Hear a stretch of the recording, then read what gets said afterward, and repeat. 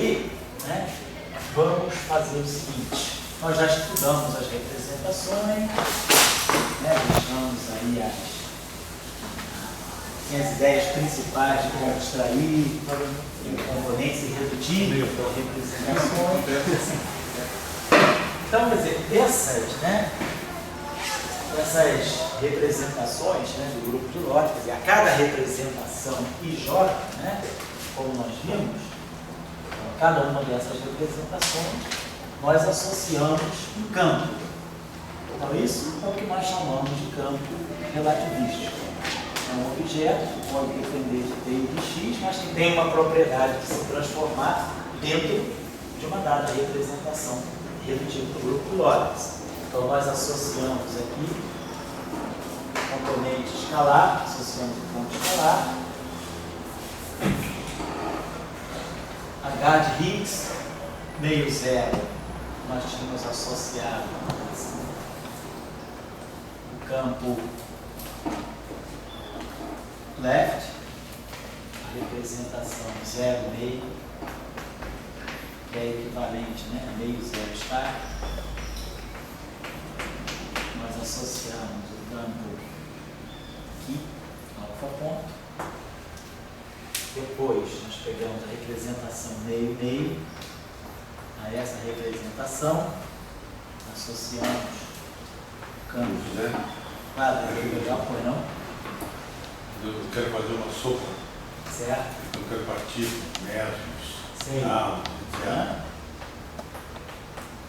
Daí você diz para mim, não, a receita da sopa não deve ser médios e tal, mas deve ser campos. certo. Essa mudança de partícula para campo, ela nasce devido às representações do Lorentz? Sim, sim.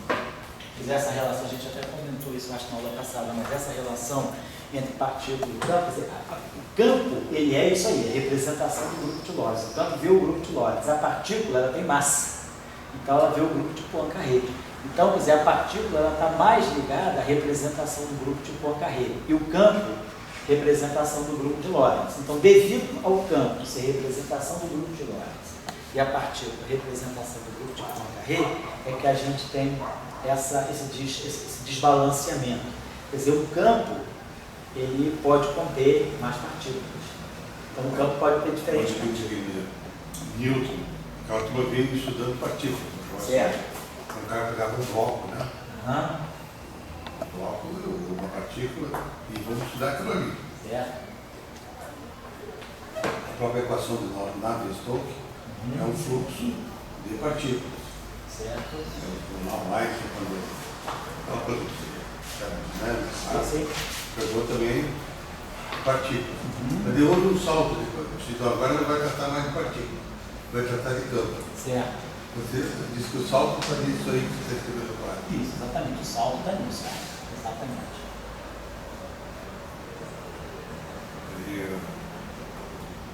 E tudo isso sendo um salto devido à invariância da luz. Devido à invariância da luz. Então, cada um desses objetos é um chamado campo relativístico. Quer dizer, cada campo relativístico, esse aqui é antissimétrico, esse aqui é simétrico. Esse aqui é o campo simétrico, esse aqui 2, esse aqui é o campo antissimétrico. Então, cada campo relativístico corresponde a uma representação irredutível bem definida do grupo de Lorentz. Então, a gente vai desde o spin 0 até o spin 2 dessa forma. Vamos começar agora a pensar em associar, a escrever. O nosso próximo passo agora vai ser começar a formular equações de onda relativísticas a partir da simetria de Gauss. Equações de onda relativísticas a partir da simetria de Gauss.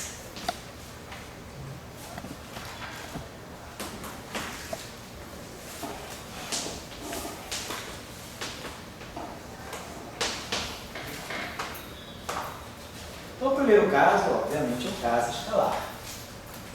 Então, a gente sabe que o campo escalar, nós estamos associando ele a essa representação zero ele é um campo sem nenhuma, vamos dizer, particularidade distinta. Já tínhamos visto, então, né, a transformação típica dele é a galinha de x', né, vamos colocar assim, é igual a x, isso aqui é a transformação do campo do ponto de vista das transformações passivas, rotações, né, transformações geógrafas, do ponto de vista passivo. Fiz uma mudança de referencial, o mesmo campo é visto de duas formas, mas se fala dele ser escalar, diz que esse valor independe, né, o campo independe do estado de rotação dos observadores. Então, esse é o campo escalar. O que a gente espera de escalar? Eu tenho uma componente, se ele for real, uma componente real, se ele for complexo, uma componente complexa.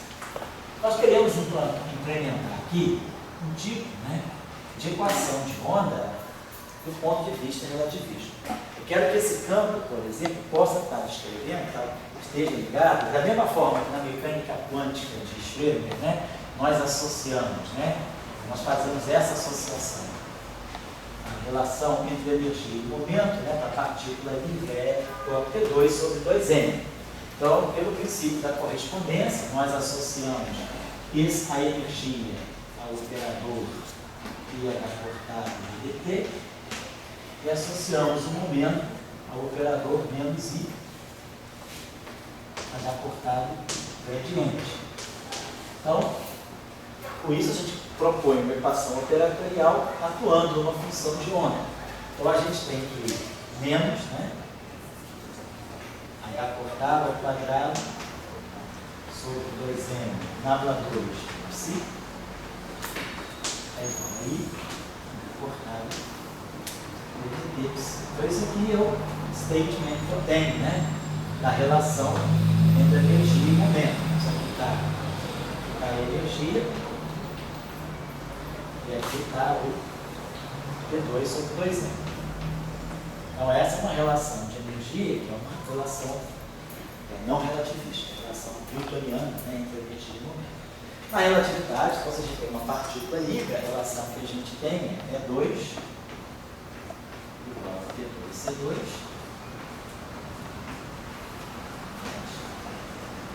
2C4.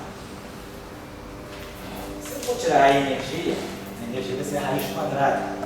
E aí eu vou ter raiz quadrada como operadores, né? Que o momento é um operador. Então eu vou deixar ele passar em forma quadrada. A gente vai querer implementar o princípio da correspondência. Então esse lado aqui, isso aqui vai dar para nós, menos h cortado ao quadrado,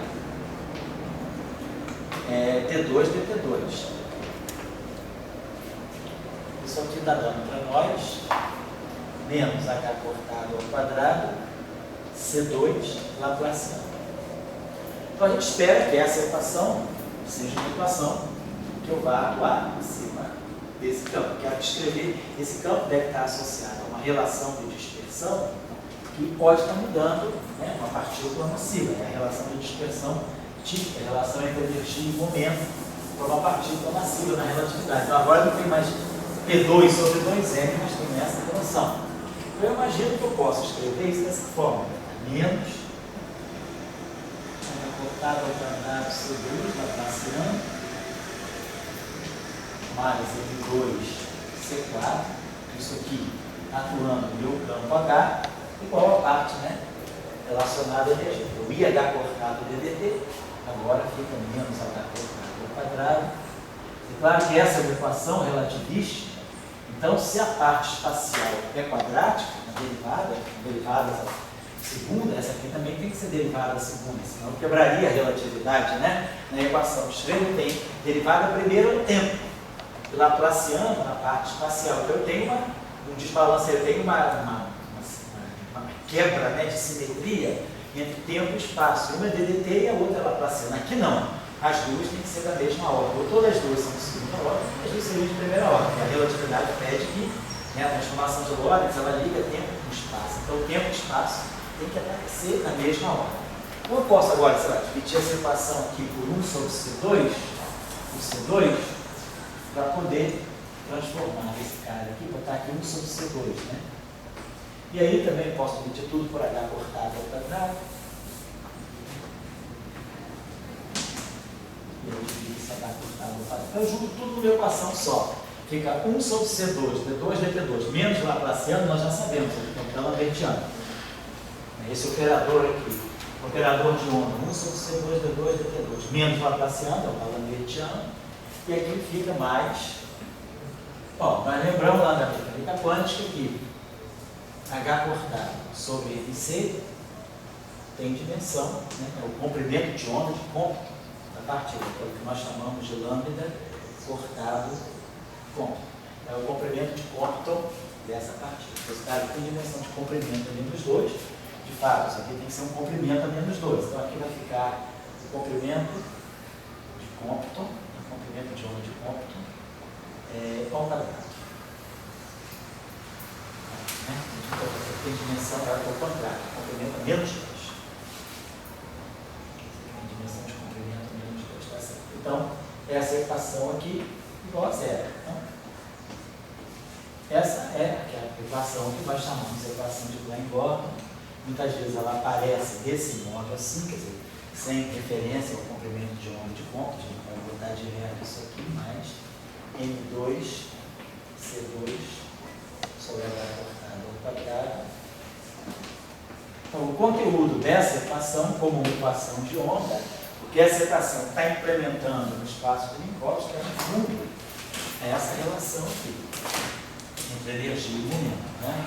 Se a gente pensa nessa equação de onda como sendo realmente uma equação de onda, sem pensar na dualidade onda-partícula, olharia a relação de dispersão dela, teria soluções de onda plana, né? H cortar, H, né? Pensaria que pegaria soluções de onda plana do tipo, né? Vou pegar uma solução do tipo H0, né? É elevado a I, KI, XI, né? Onde KI, né? O ômega sobre C.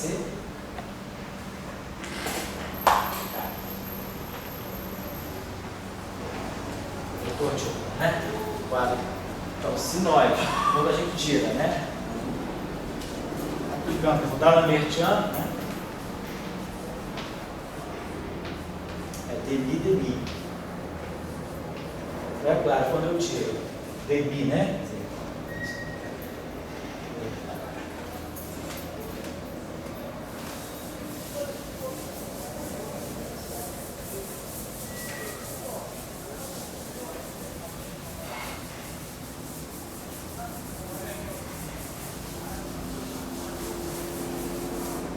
Então, quando a gente tira dmi da onda plana, né? É aí kx, né? Se na verdade isso aqui é dmi exponencial de i, ali xi, isso aqui dá para nós e para mim. E aí kx, o gradiente, né? Esse espaço do Minkowski. Então, eu vou pegar dmi, que é o Lambertiano, e vou produzir, na verdade, menos K2. Vamos produzir aqui menos K2 mais M2C2 sobre H cortado ao quadrado. Tudo isso aqui é aplicado no negativo, né? Essa onda aqui igual a zero. Então, quem tem que ser zero, se eu não quero que H seja zero, quem é zero é isso aqui. Então, isso aqui, K2, né? K ao quadrado é menos ômega 2 sobre C2 mais K2, que é o produto escalar, esse aqui, no espaço do Minkowski, mais M2C2 sobre H cortado ao quadrado igual a zero. Então, a relação de dispersão que a gente tem daqui é ômega 2 igual a K2 C2. Esse cara que você vai para cá mais M2 CK sobre K cortado ao quadrado. Frequências, as frequências nesse caso estão ligadas com o vetor de onda desse modo aqui. Isso aqui é a relação de dispersão. Então, ômega sobre K é a velocidade do grupo, fase, e d ômega dk, né, a velocidade do grupo. A gente pode tirar aqui, se quiser, né? Tem ômega dk.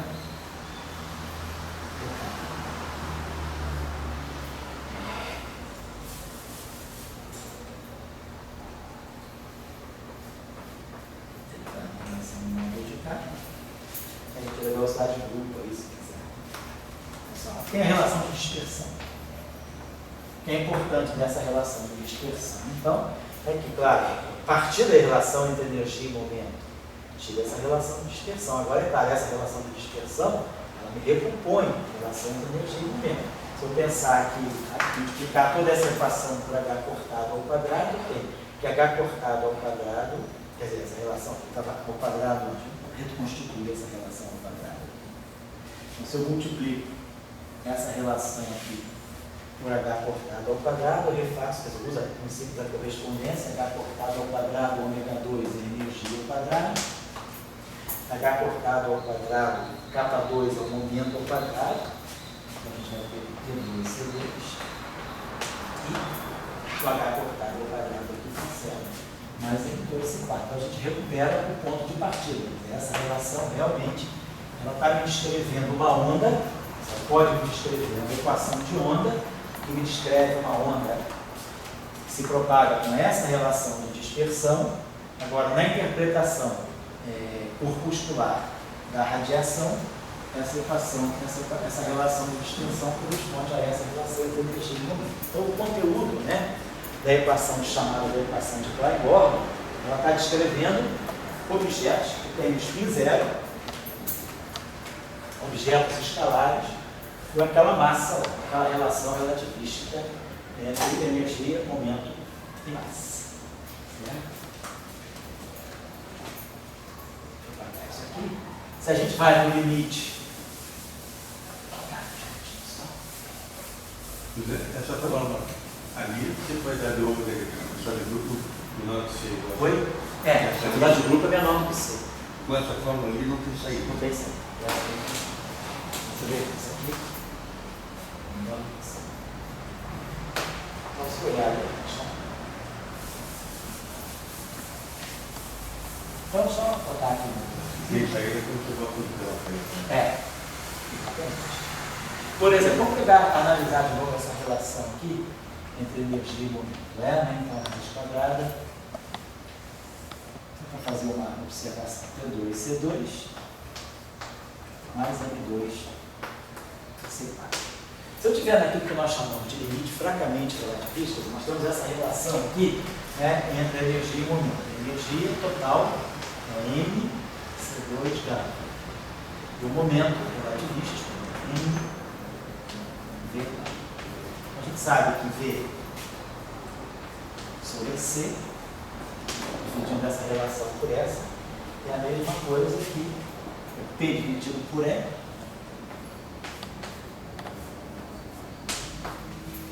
P dividido por E é V dividido por C2, portanto esse C. Então, quer dizer, o quanto a partícula é relativística, a gente olha a relação entre V e C. Então, por exemplo, uma partícula muito relativística significa que V é muito próximo de C, PC é muito próximo de E. Então, o limite, não sei, o limite ultra-relativístico,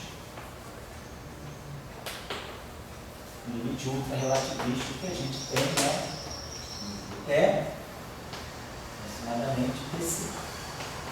Ou seja, estou dizendo que MC2, né, é muito menor do que PC. Praticamente toda a energia da partícula está no momento. É uma partícula altamente relativística, um elétron, né? Não é um próton, não é LHC, com uma velocidade de 0,999999991C, né? Ele tem muito mais momento, né? Tem uma energia na faixa de TeV, e a massa de repouso dele é a massa de Mel. Então, a massa do elétron, vamos dizer, é um GeV, né? Do próton, perdão, cerca de um GeV. E aqui eu tenho um TeV. Então eu tenho uma ordem de grandeza com um fator de 10 a 13. Então, esse momento é muito forte. Então, esse é o limite ultra-relativista. Então, basicamente, V próximo de C, EC próximo de E, significa que MC2, né, é muito menor do que PC. Agora, o limite baixamente relativístico, então, o limite fracamente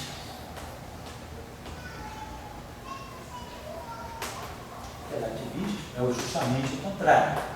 V sobre C é muito pequeno.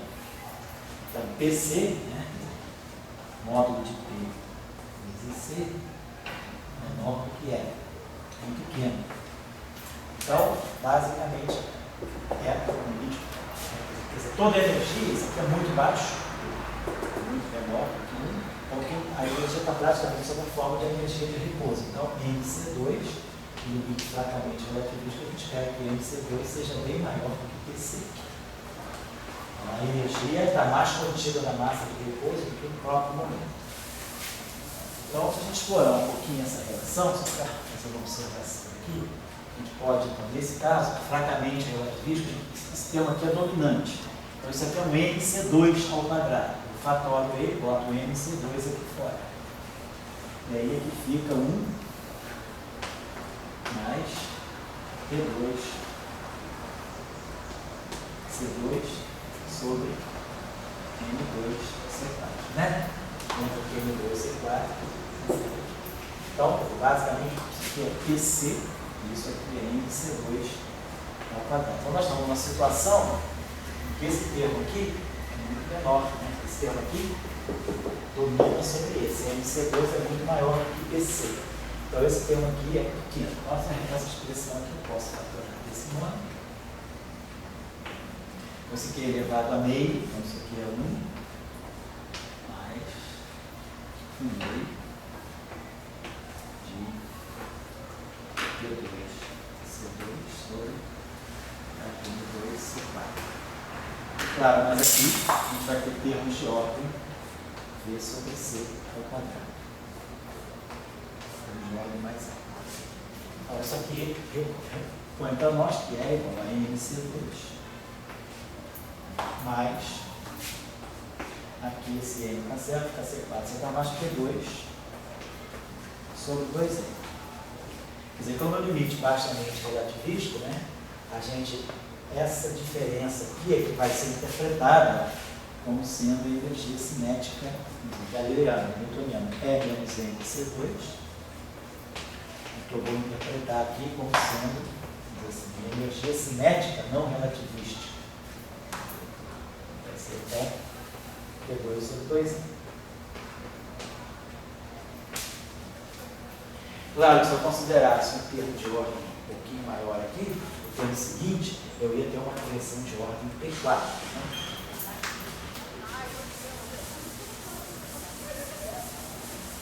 Se a gente colocasse fizesse a aproximação um pouquinho mais, eu ia ter isso tudo aqui ao quadrado.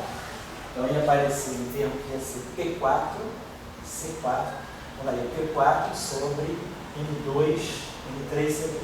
Né? Mas não vou nem colocar. Só para lembrar, que a gente vai precisar disso mais tarde, que quando a gente considerar limites fracamente relativísticos, aquilo que a gente vai interpretar depois como a energia não relativística, a energia newtoniana, é descontar a massa de repouso. A energia total. Quer dizer, do ponto de vista baixamente relativístico, a dominância da energia está na massa de repouso. Então, o termo de energia cinética ainda aparece como um termo corretivo. Né? Para lembrar isso aí. Então, a equação de Clairaut, ela está dando conta para nós de uma atribuição que é meramente cinemática. É a relação entre energia e momento.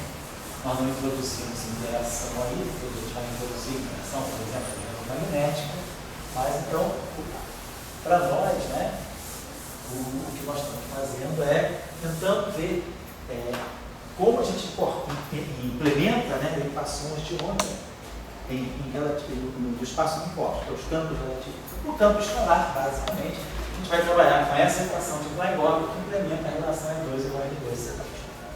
Agora vou só parar por aqui, começar com essa situação e vou parar. Vou pegar o caso agora do spin meio. Esse aqui é o ferro relativístico, spin meio. Então, vou colocar essa seguinte situação. Se o objeto tem spin meio, vamos dizer que o spin todo, a probabilidade já está colocada, spin spin dele é H cortado sobre 2. Vamos colocar a seguinte situação. Será que, se esse objeto, eu vou impor para ele uma equação, porque eu vou me perguntar, será que essa equação ela é relativisticamente covariante? A questão que eu estou colocando é assim, essa partícula tem spin meio. Então, vamos dizer o seguinte, se eu vou implementar essa relação, a projeção do spin dessa partícula, a gente sabe que uma partícula que tem spin, eu posso projetar o spin dela ao longo de uma direção. Se o spin dela é meio, então ela pode ter projeção H cortado sobre 2 ou menos H cortado sobre 2 ao longo daquela direção. Se eu implementar, vamos supor que eu quero descrever então uma partícula tipo neutrino, que no modelo padrão tem massa nula. Então eu vou descrever uma partícula com massa de repouso nula e spin meio.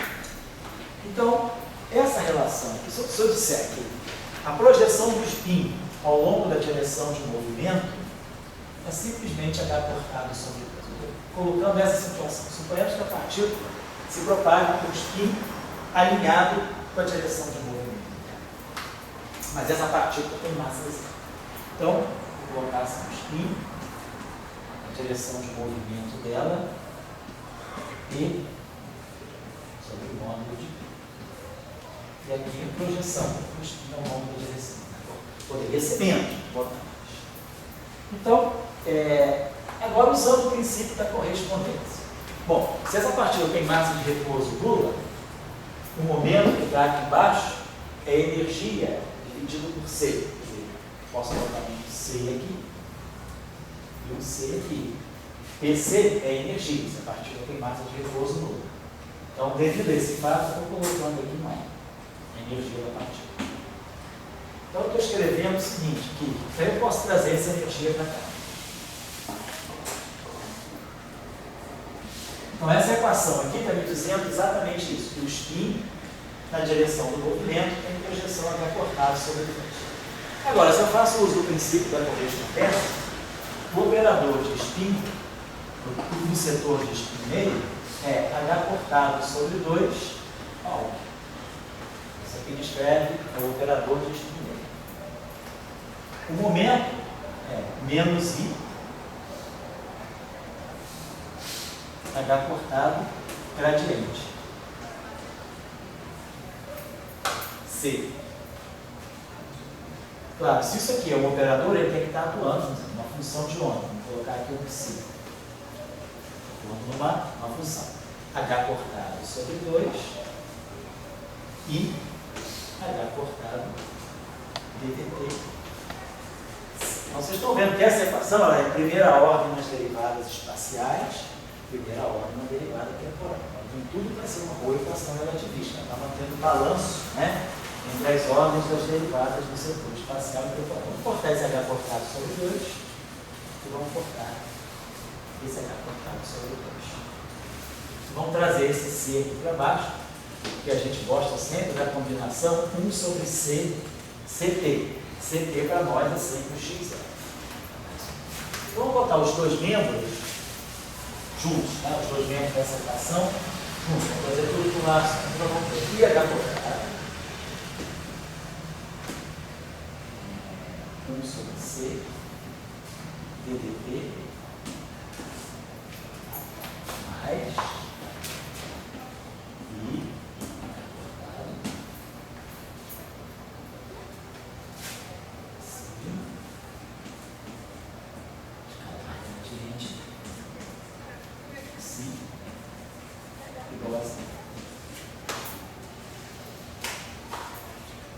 I observe o seguinte, eu tenho a matriz identidade, né? Eu não coloquei, mas está implícito, isso aqui é um vetor coluna de 2 componentes, isso aqui são matrizes 2 por 2, aqui não tem nada porque eu tenho a matriz identidade, então vamos imaginar que a gente tem aqui é IH cortado na matriz identidade, não precisa nem declarar. Aqui nós temos 1 sobre C ddt, e aqui a gente tem o operador de gradiente, dx. Vamos imaginar a seguinte situação. Vou botar esse IH cortado aqui em evidência. Vamos criar, vamos criar esse objeto aqui. criar um quadro de vetor sigma i, cuja primeira componente seja a matriz identidade. Sigma 0 é a matriz identidade. Porque as componentes espaciais, né, contravariantes, sigma 1, 2, 3 em cima, coincidem com as próprias matrizes de campo. Então, está imaginando aqui o seguinte, esse objeto aqui, esse que a gente sabe que o operador de gradiente, na verdade, ele é ddx, ddy, ddz. Mas ddx, ddy, dddx é ddx1 em cima. Então a gente sabe que o operador de gradiente, no espaço de Minkowski, a gente já tinha visto, ele naturalmente é um operador ti embaixo. Isso aqui significa derivado em relação a x em cima. São as componentes espaciais, né? Em relação com outra variável. Então, deixa eu apagar isso aqui. Então, essa equação aqui está me dizendo, tudo isso aqui está me indicando, que eu posso escrever essa equação assim: ó. I, H cortado, sigma mi, dmi, atuando em psi, igual a zero.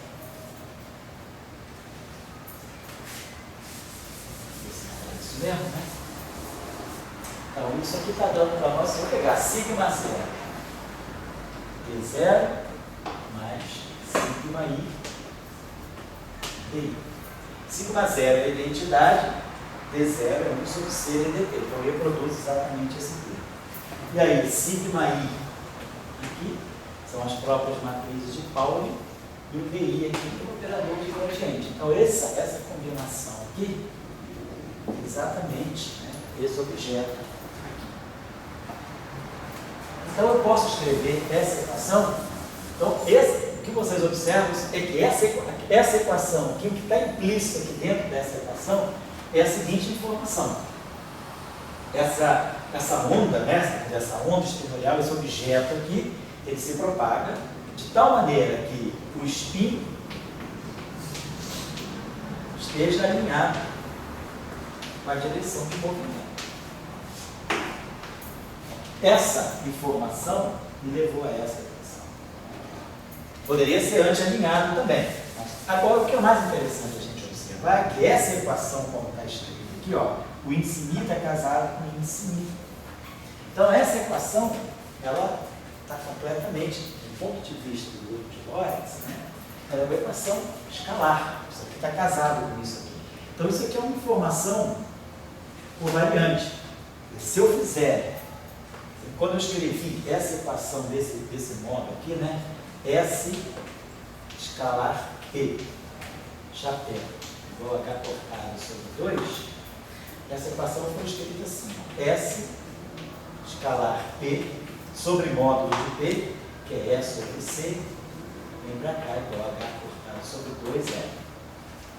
Então, se esse objeto aqui é PC, a gente sabe que eu posso escrever o quadro vetor Pmi. Pmi é E sobre C, P. E se eu definir esse quadro vetor, né, SMI, quero deixar esse assim.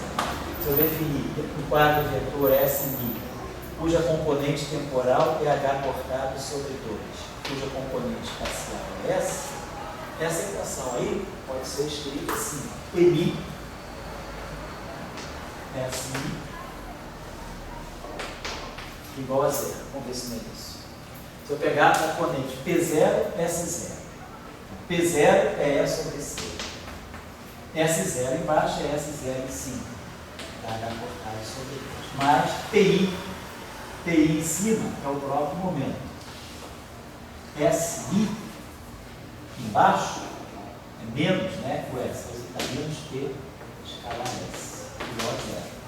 Então, essa equação é exatamente isso. H cortado sobre 2R é igual a PC vezes S. Então, essa equação aqui, ela é colocada de uma forma que é completamente invariante de Lorentz. Essa informação independe do observador. Se uma partícula de massa zero, aí é importante que tenha massa zero, porque quando nós dissemos que essa energia que aparece, como isso aqui é P, sobre o módulo de Q, foi importante para nós que aqui entrasse a energia que veio para cá.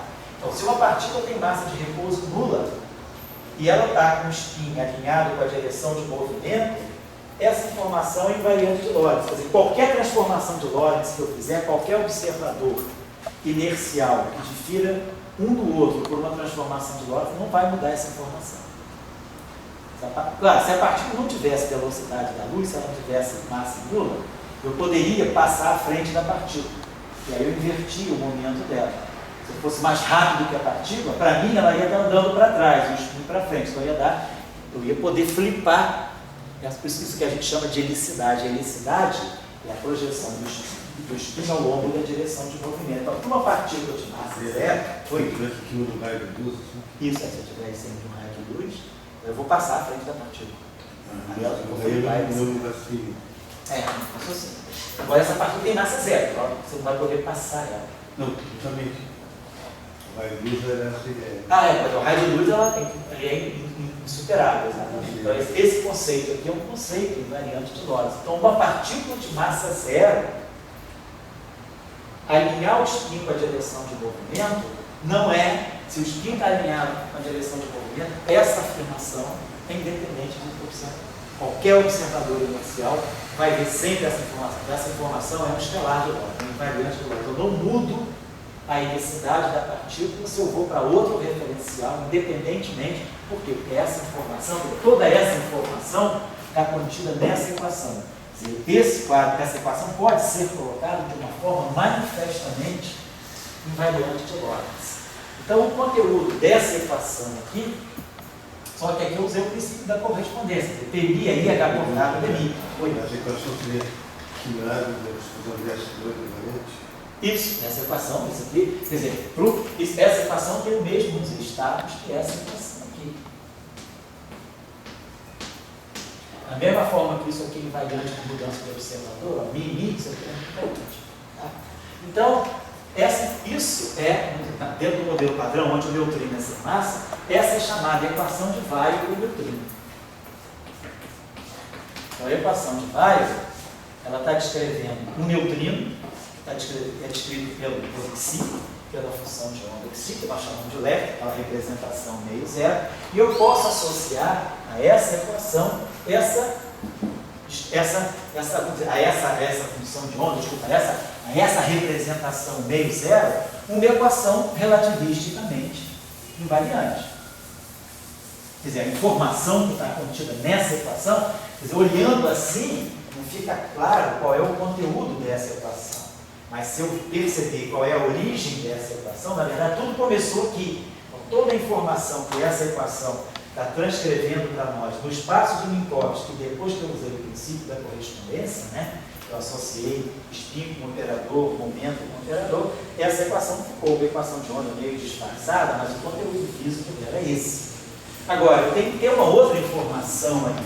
A outra informação é que a massa da partícula é zero. Ou seja, eu tenho que ter uma informação que é 2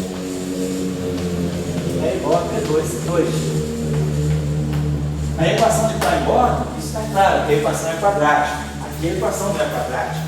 Aqui a informação que eu tenho é isso, PI vezes o spin é zero. Eu tenho que tirar dessa informação agora algo que eu já coloquei para construir essa equação, que é a relação de dispersão entre energia e momento.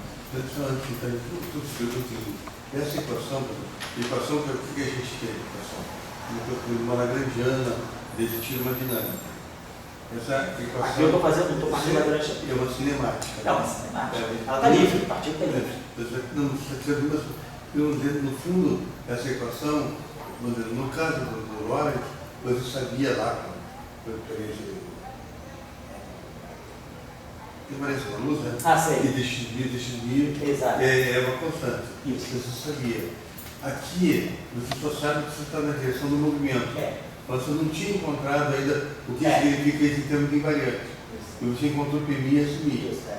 Então, quer dizer, isso é uma relação cinemática. É uma relação cinemática. Assim, não é bem uma equação de movimento. Não é. Uma relação, quer dizer, é uma equação cinemática que está me expressando o modo como essa partícula se propaga. Ela se propaga com spin alinhado com a direção do movimento. Não é o estilo de equação que tem força, que tem, assim, uma equação de movimento ligada a uma dinâmica. Vamos dizer, a equação de Klein-Gordon, no fundo, é a mesma coisa, é uma equação cinética. Eu estou dando uma relação entre energia e momento. Aqui, em vez de eu partir de uma relação entre energia e momento, eu também parti de uma relação de energia e momento, ao declarar que esse momento aqui é sobre energia. Mas eu parti mais de uma relação entre momento e estímulo. Eu estou dando informações pensando se a partícula tem massa de repouso zero, a velocidade dela é da luz. Então ninguém consegue ultrapassar ela. Então, para qualquer observador, o momento dela vai estar sempre na mesma direção. Então, imaginei, se o momento projeta ao longo do espinho, eu nunca vou conseguir ultrapassar a partícula, então a gente imagina que essa informação seja uma informação invariante de Lorentz. Foi essa base intuitiva para construir essa equação, que é a equação de Weyl por neutrino. Agora eu tenho que chegar a isso aqui. Vamos só observar o seguinte, eu defini... Pode falar. Por que se eu tivesse espinho 1, certo? por que eu não deveria ter uma equação semelhante a espinho? Se eu tiver espinho 1, eu vou colocar essa informação. Quero ter uma partícula de espinho 1. O que caracteriza uma partícula de espinho 1 no espaço de Minkowski? Que ela seja... Eu vou pegar a parte transversa do vetor. Pegar alguma coisa. Quando você está no espaço de Minkowski, né, a gente já viu. Esse aqui é um quadro. Vamos fazer isso daqui a pouco para construir as equações de massa. Aqui é um quadro de vetor. Esse quadro de vetor tem espinho 0 e tem espinho 1. Quando a gente faz o teorema chamado de Helmholtz, a gente mostra que esse vetor aqui pode ser decomposto em uma parte longitudinal e uma parte transversal. A parte longitudinal é a parte escalar, de espinho 0. A parte transversal é a parte de espinho 1.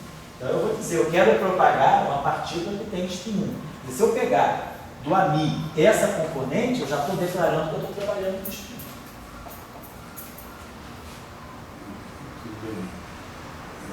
E aí você pode dizer, eu quero que o meu espinho esteja alinhado com a direção de movimento. Ou não. Pode dar uma informação sobre a polarização desse plano. Vamos falar isso depois quando a gente construir a equação de Maxwell. Vamos construir nessa mesma perspectiva. E aí depois você faz uma coisa, vamos dizer que uniu energia, momento e espinho. Agora eu estou relacionando, quer dizer, espinho e massa. Depois você volta para S2, você está relacionando essa energia e momento. Essa preocupação. Agora você introduziu o conceito de espinho. E você conseguiu dizer, bom, aqui está a minha invariância quando eu coloco o espinho junto. Quer dizer, as equações relativistas, a equação de Dirac, ela na verdade é uma equação, é uma afirmação sobre o espinho. A gente vai ver depois, a equação de Dirac, ela está te relacionando na verdade o espinho com o momento também. Quando o Dirac propôs a equação dele, a ideia das equações, as próprias equações de Marx, quando a gente vai observar das equações de Marx, a equação de Marx, o conteúdo da equação de Marx é dizer que eu tenho uma partícula de massa 0 e espinho 1. Então, a parte que está propagando só a parte transversa, isso está dando, é o conteúdo da equação. Essas equações relativistas, elas estão dando sempre informação sobre o espinho. Vamos definir esse conjunto, nada impede, nós definimos isso aqui para construir aquela equação daquela forma. Vamos construir esse conjunto de matrizes aqui, que é a mesma coisa.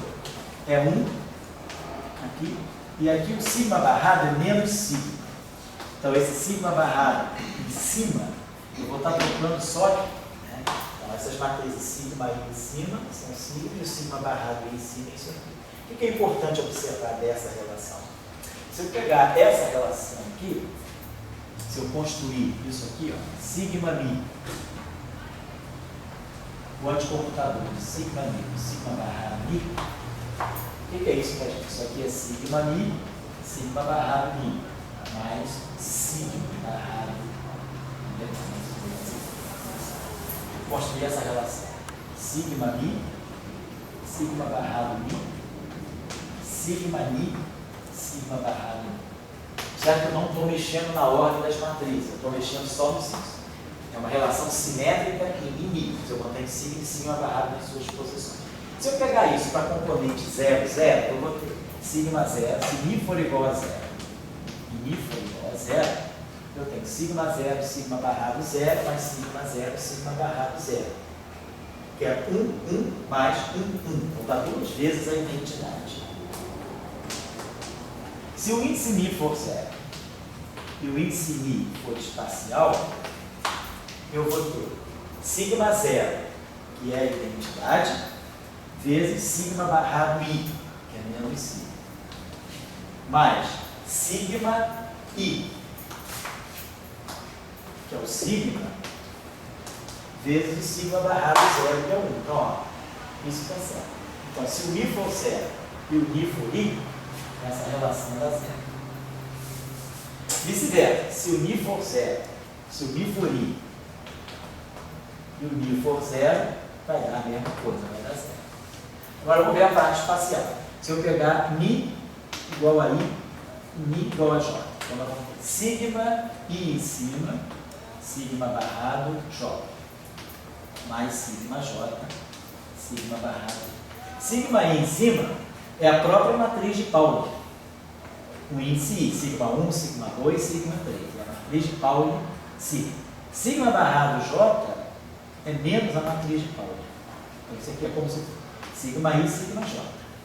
Sigma J em cima é a mesma, é a matriz de Pauli. Sigma barrado é menos a matriz de Pauli.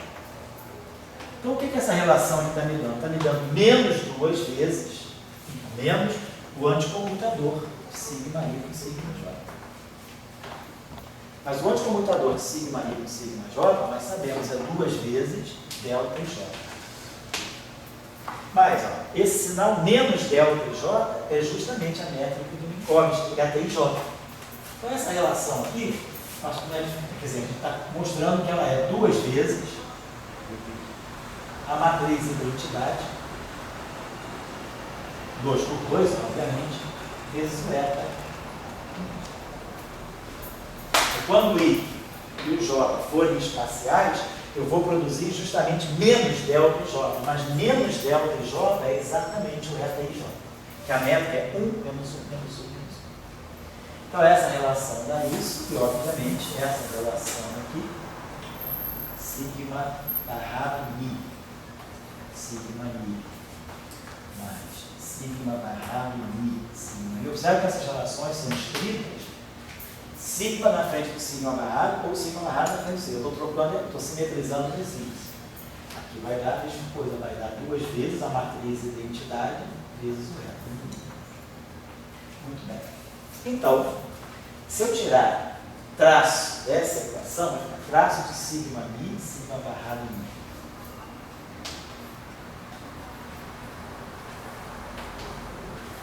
Mais o traço de sigma Mi, sigma barrado Mi. Deve trocar seu traço.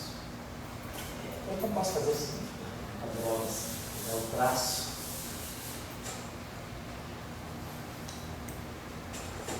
Não dá para deixar assim. Essas relações são importantes. Vamos fazer a seguinte operação nessa equação. Essa é a equação de fato.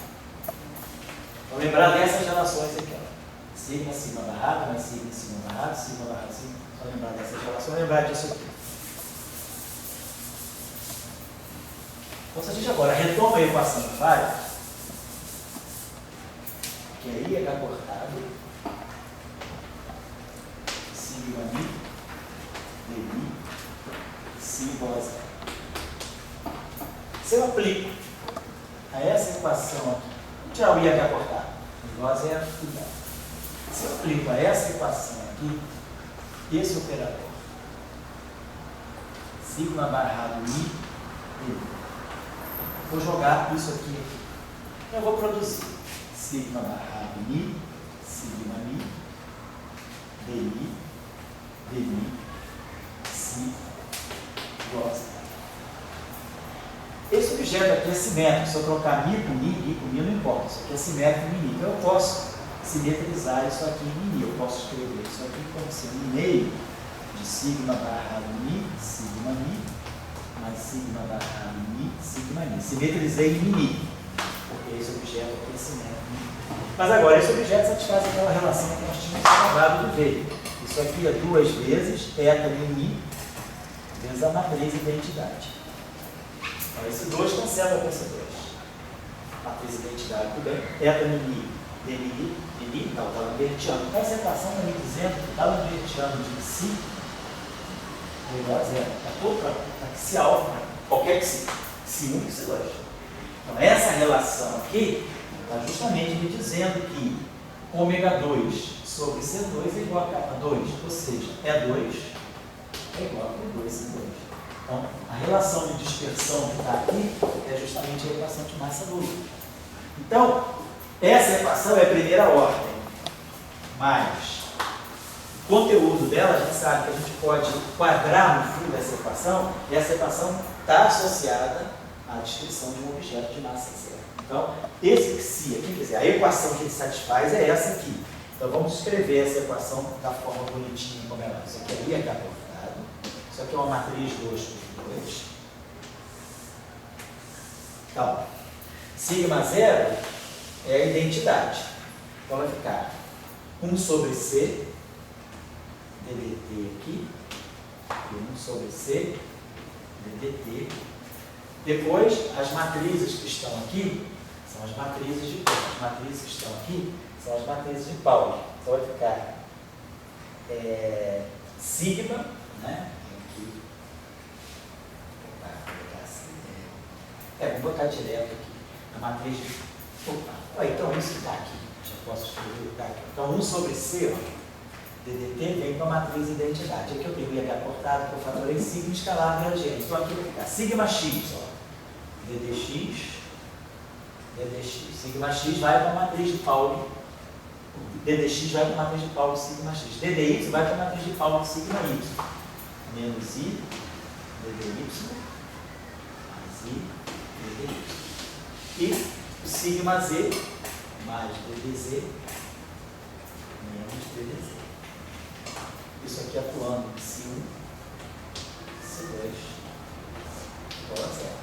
Então, equação de Pauli, eu sei que tanto C1 quanto C2 isoladamente, né, estão associados a essa relação de dispersão, 2 igual a P2C2, então realmente eu estou falando de um objeto que se propaga com a velocidade da luz, e a equação está dispersando, né, a propagação, quer dizer, a dinâmica da propagação está aqui, esse IH cortado, então basicamente o que a gente tem é isso aqui, 1 sobre C,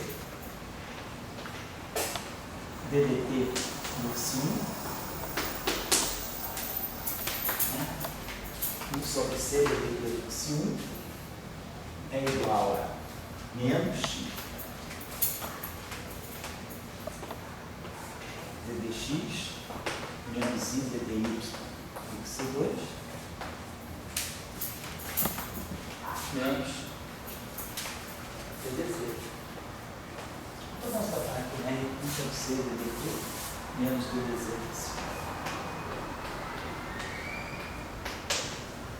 Então, essa equação, e aí, claro, tem uma outra equação de baixo. Então, essa equação, quer dizer, a propagação dessa equação, ela está acoplando as duas equações aqui, né? E a gente vai ver, a gente pode mostrar que essa, uma das componentes fica, a gente pode ver que uma componente fica em função da outra. Se a gente vai para o espaço dos momentos, aqui só para terminar, isso aqui, DDT, vamos dizer, isso aqui é iômega, né? Isso aqui é, vamos botar essa equação, vamos escrever essa equação do espaço dos momentos.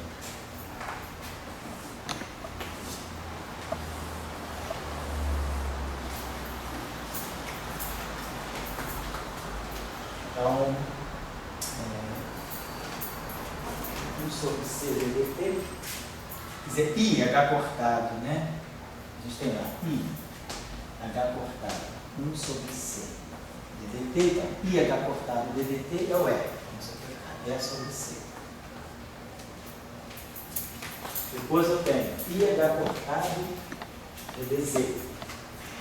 IH cortado DDZ é momento, né? PZ, é menos IH cortado, componente Z do gradiente. Então, isso aqui é menos PZ sobre C, menos PZ. Certo? IH cortado DDZ menos o momento. Vai ficar E sobre C mais o momento. E sobre C mais PZ. Depois aqui, IH cortado DDX é menos o PX e PY, isso? E sobrando. Menos IH cortado DDY. IH cortado DTX é menos PX.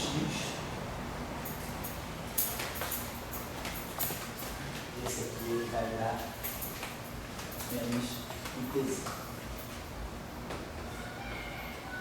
Essa aqui é a triângulo C1. C2. Posse. Aqui a gente vê, ó, essa matriz, qual é o determinante dessa matriz? É 2 sobre C2, menos PZ ao quadrado, menos PX ao quadrado, menos PY ao quadrado. O determinante dessa matriz é 2 sobre C2 menos P2, é o determinante. Então, para esse sistema ter solução não trivial, é preciso que esse determinante seja zero. A matriz tem que ser singular, o sistema de solução não trivial. Então, para ele ter solução não trivial, o determinante é zero. Justamente o que eu obtenho na relação de dispersão. É 2 igual a C2 P2. Isso que garante que eu estou realmente descrevendo uma partícula de momento zero, de massa de repouso zero. E aqui eu posso ver, ó, eu posso fixar essa relação. Quem é que, se eu botar aqui, ó, se eu tirar X1, eu posso tirar X2 em função de X1, eu posso botar aqui, ó, menos PX mais IPY vezes X1 mais E sobre C, PZ, C2 igual a zero. Então, E sobre C, PZ, E sobre C, mais PZ, C2. Então, a gente mostra que a componente, posso botar esquecer.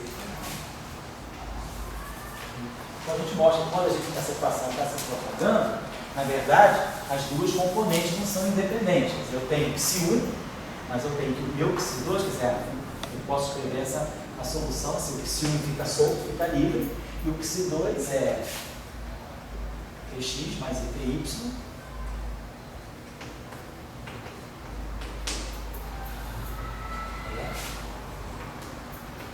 mais PZC vezes C. Então, toda a informação está no X1.